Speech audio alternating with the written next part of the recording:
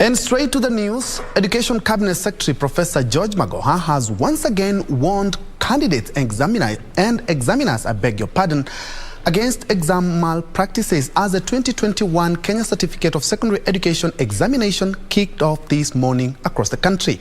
Speaking in Mombasa, where he supervised the first day of the KCSE examination papers distribution and monitoring exercise, Magoha said those found culpable will be dealt with according to the law. These are two students in Nairobi were nabbed with cell phones.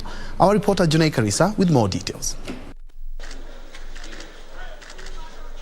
Two students from Nairobi were this morning nabbed with cell phones as over 850,000 candidates kicked off their KCSE examinations on Monday morning.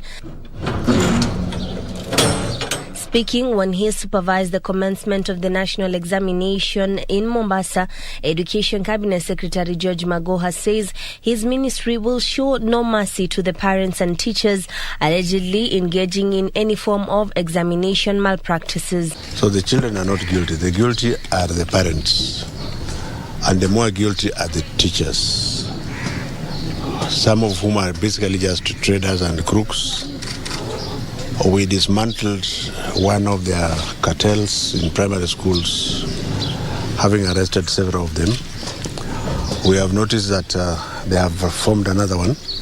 But I want to once again just warn that any teacher who feels he or she is brave enough to open, particularly the second paper, we shall know where you have done it and we shall come for you, just like we did in Wajir, and just like we did in Tanzania and other places.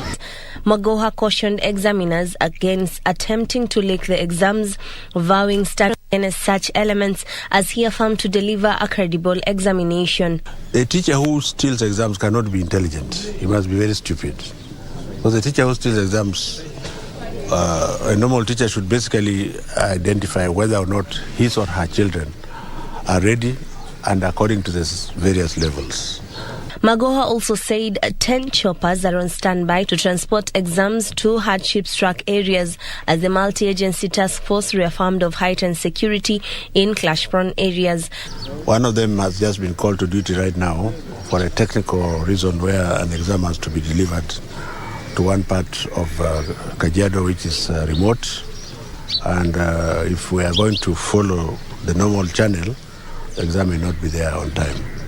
We also have Lamu here, if there is need for us to deliver exams by chopper for some parts of Turkana, northeastern. The government is ready and willing. Meanwhile, over 4,000 CBC junior secondary school classrooms have been fully constructed as the Magoha leadership works round the clock to beat the July deadline that should deliver 6,447 classes. I'm hoping that by the first week of April, we shall have completed phase 1. But then we shall start to mark the exams. And we don't want, that's a very dangerous time where people can come and trade in the school. So the people must actually go away. As soon as the results are out, we shall start the phase 2 because the money is there. And it will be lighter because we already have the contractors. Underscoring the meaningful strides made to realize CBC, DCS urged the incoming government not to take away the gains made to streamline the education sector. Juney Karisa from Mombasa County.